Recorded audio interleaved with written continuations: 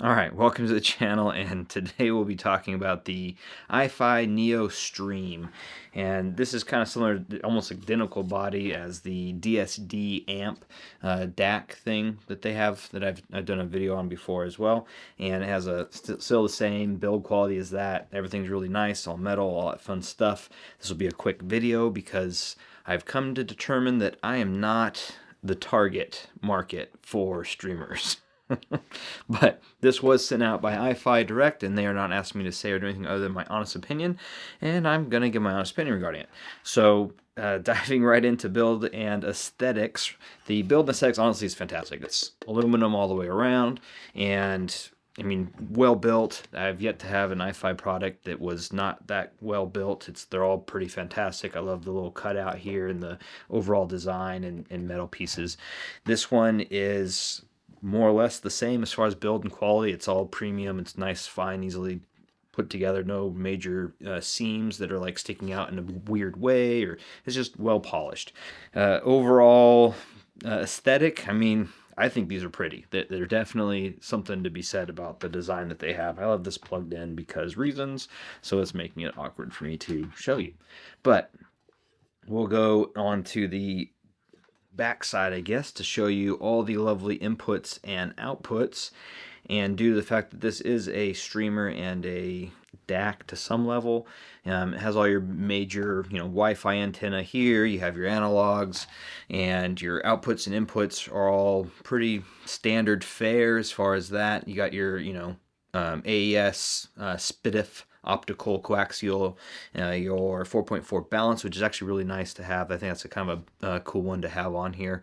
Not that there's too many things, but that would be like a 4.4 to for whatever else, but it's pretty nice to have it on there. And then also I2S, which I never really use I2S. I've never had the need to, I guess.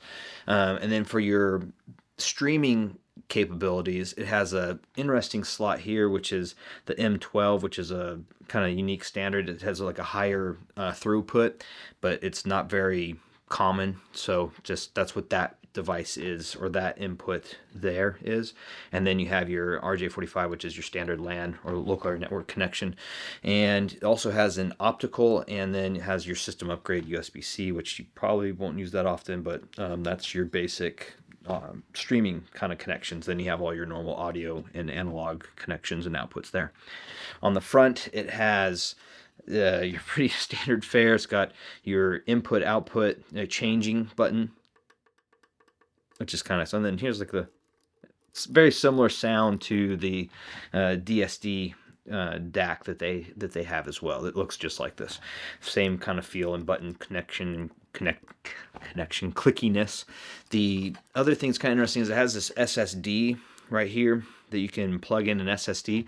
I personally could not get that to, it would connect and would recognize, but I couldn't get my files off of my little portable drive to actually recognize on this. So I mean, that's probably a me thing, and I'm getting old and curmudgeony, and when things don't work the way I think that they should work, I just give up on them and move on to the next thing. So so that didn't really work out for me, but I'm sure it's a me problem.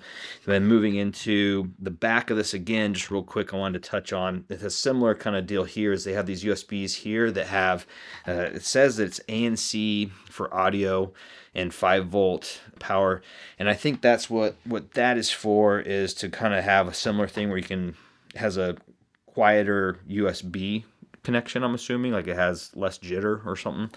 Not my place. I don't really know that what that's for, with how that works or anything like that. Pretty much your average consumer when it comes to this stuff. So yeah, but that's nice for who that is made for. Not for me. If he throws everything in the kitchen sink at these things, like they literally have like every single cable possible, power, all that fun stuff.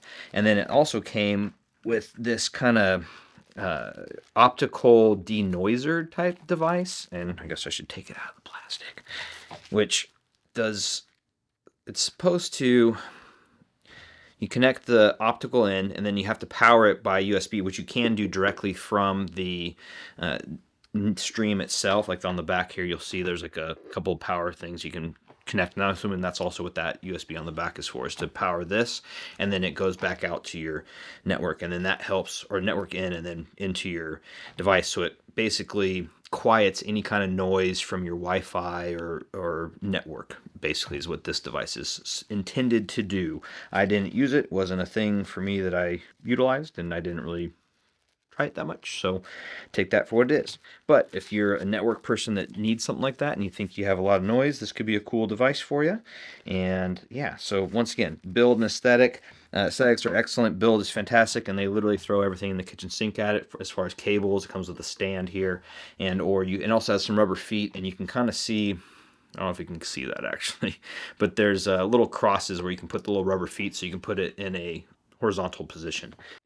So yeah, that's more or less build and aesthetic, and let's dive into sound.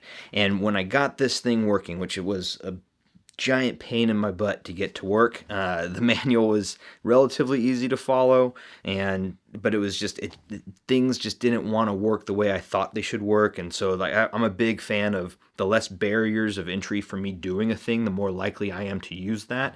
And that's just me being a curmudgeon or just the way I am. And so this, and most streamers I've noticed, they have a lot of barriers, at least for me, like for what I want or how I want to engage with it. And that's nothing to take away from this device, because once I did get it going, the sound was fantastic. I really enjoyed it. It was very, very crisp, very punchy, and it worked really well with the KEFs here, the LS50s. As far as getting it to do those things when I want it to do it, sometimes it would just disconnect, or like with the Wi-Fi section, it would be kind of wonky here and there, at least for me. And then the other thing I noticed with it, that as far as sound goes, is on my phone, I'm using an iPhone 14 Pro Max, and with that, I noticed that if you have your volume low on it, you can confuse it and think, oh, it's not working, there's no sound, but you have to turn the volume up on the phone. On the reverse of that, though, if you have your volume on your phone too loud and you turn it on and you have your volume set to, maybe a certain level higher, or you're kind of messing with it and you didn't realize, oh, it's the phone volume, and you turn the phone volume up, it could just blast on you. And the next thing you know, you're like, I'm trying to turn it down. So those are little naggles and things to kind of be aware of, that, at least for me, that I hit upon. And then the other one was just like the interface for going through the different settings here. Is that even working? That's just volume.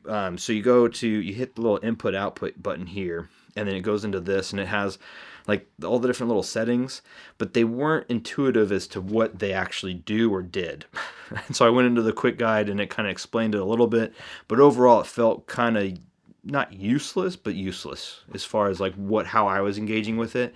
And I didn't really download any, I don't think there's an app for it to play with it that way. And if there is, that's my bad for not downloading it. But it basically, you connect, and then you connect your Wi-Fi, you connect to this local network on this, and then you connect it to your Wi-Fi. And then from there, what you do is you basically stream everything from your different services. So I was using Qobuz, I tried Spotify, that kind of thing, and I was trying to do my local network, but I couldn't get it to work for whatever reason. But I definitely got Qobuz working, and it was fantastic. Once it did work, it sounded great, but it would break every once in a while. All of a sudden, it would just stop making noise, or I don't know, and I'm pretty sure that's a me thing as far as that goes.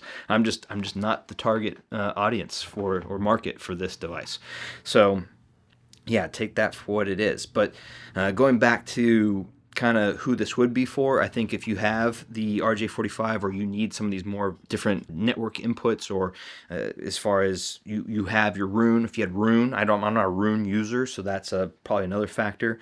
This would be a great endpoint, and I think that once I did get it working and going, the sound out of this was actually quite excellent. I don't think it beat my Cord TT2 or anything like that, but it definitely a fantastic device in that regard. The audio coming out of it was quite good. But for me personally, I feel like that old man with the hose spraying kids to get off their yard, right? But prefer, when I'm using devices like this, or devices in general for my audio, I really don't want to mess with things. I just want to put on a record, or I want to just hit play, and I want it to just work. I want it to just sound good and work.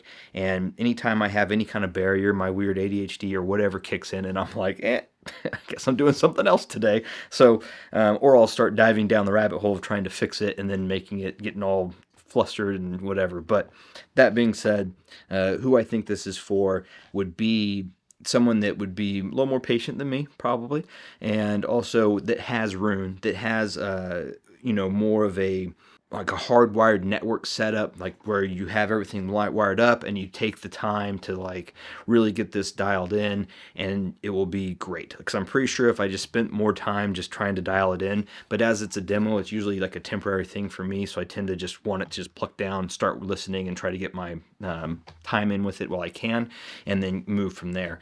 But if you have the time and the patience, I think this is a fantastic streamer and device, and it's nice having that Wi-Fi, unlike some of the other streamers that only have the RJ45 cable.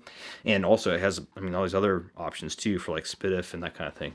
But it is a great device. It is well made, and it does sound great once it's going. So yeah, I think that explains my predicament with this, and no fault of iFi or this device. But for me, this was a giant pain for me, and it really showed myself why this device and or streamers are probably not for me. Maybe I'm needing to go back to the more analog and that kind of thing, or just basic streaming directly from a computer kind of thing. Yeah, outside of that, I think I'll let everybody have their morning, afternoon, and evening back. So cheers, everybody. See you on the next one.